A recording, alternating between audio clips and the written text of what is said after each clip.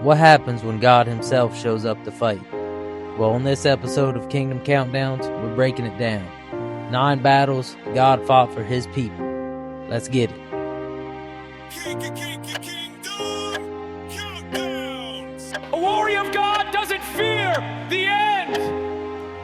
They count down with faith, ready to see the king's face. Starting off our list at number 9, we got the Red Sea, Egypt's army crushed.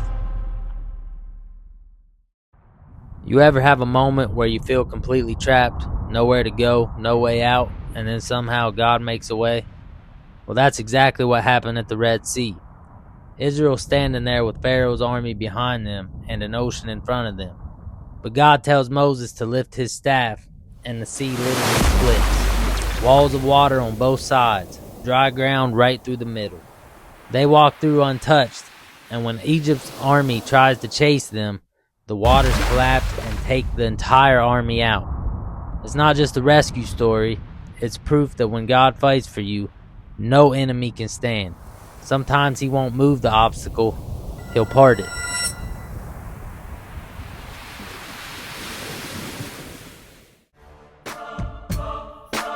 Next up at number 8, we have Jericho, the walls fall without weapons. So this one's pretty amazing. In Jericho, Israel doesn't swing a single sword. God just tells them to march around for 7 days, no fighting, just walking and worshiping. Then on the 7th day, they blow the trumpets and shout, and the walls literally crumble. No catapults, no battering rams, just faith and obedience.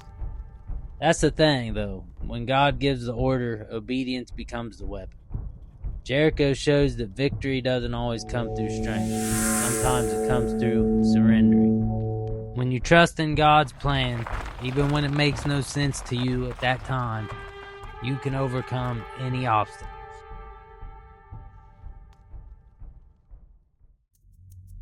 At number 7, we have Gideon's 300, victory through weakness.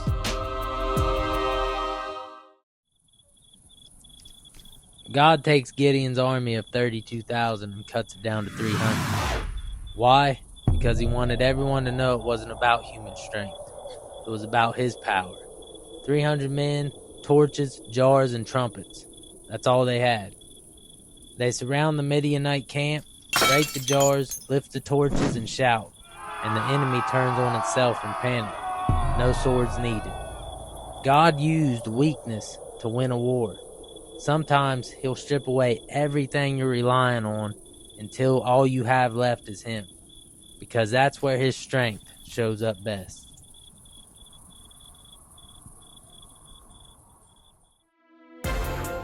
Coming in at number 6, we have David versus Goliath, the battle that made a king. Everyone else saw a giant.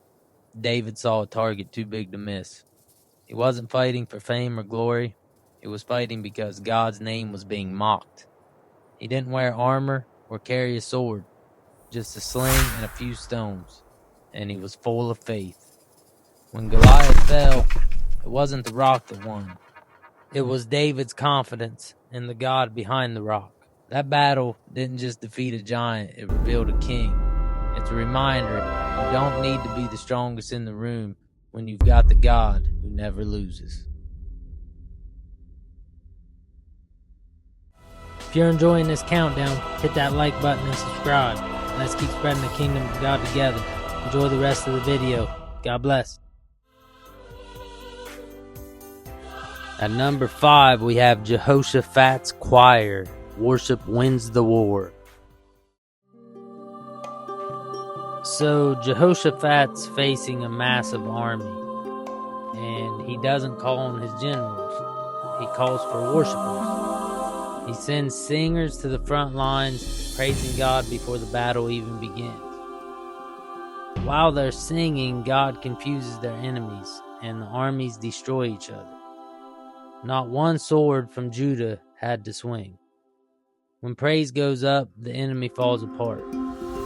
Worship isn't what you do after the victory. It's what brings the victory. Sometimes the loudest weapon you have is your praise.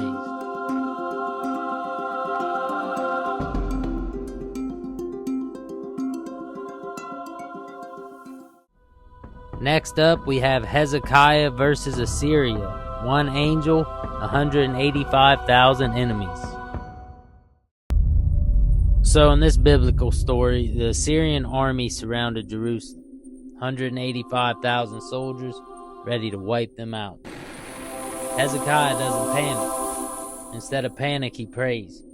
And in one night, God sends a single angel. When morning comes, the army's dead. One angel. That's all it took. No arrows, no battles, just a quiet display of divine power. It's a reminder that the armies of heaven are always bigger than the enemies you see.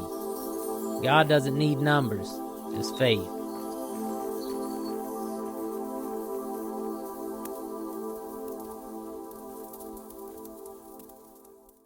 On to the top 3. I hope y'all are enjoying the countdown. Next up, we have Moses versus Amalek.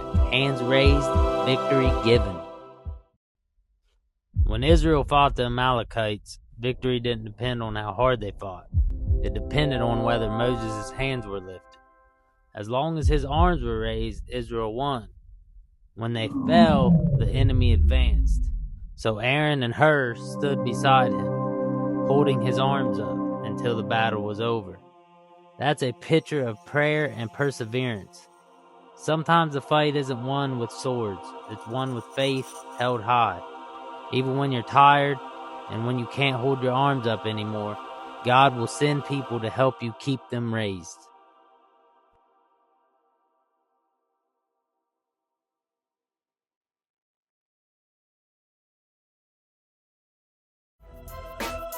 Coming in at number 2, we have Joshua's long day. The sun stands still.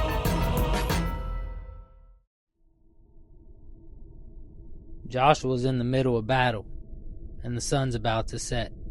But he prays one of the boldest prayers in the Bible. He asks God to make the sun stand still so he can finish the fight. And God does it. He heeded Joshua's voice. The earth pauses, the light stays, and Israel wins. That's the kind of faith that refuses to stop believing. Even when the clock runs out, God's not bound by time. And if he wants to, he can hold it still for you too.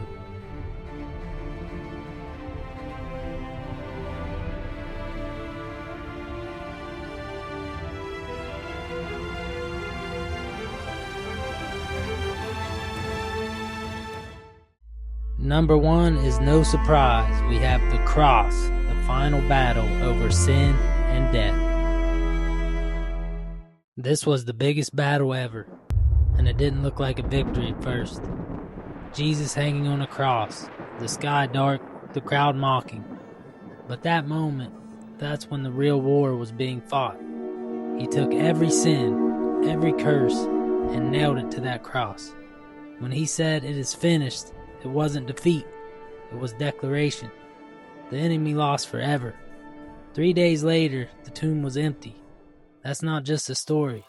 That's the victory every believer stands on. The cross wasn't weakness. It was the greatest power ever displayed. The greatest victory wasn't won on the battlefield. It was won on the cross. When Jesus said it is finished, the war was over. The battle belongs to the Lord. Thanks for watching, y'all. I pray y'all enjoyed the list. Like, subscribe, comment your favorite from the list, or if you thought something else should be on there. And keep spreading the kingdom. God bless.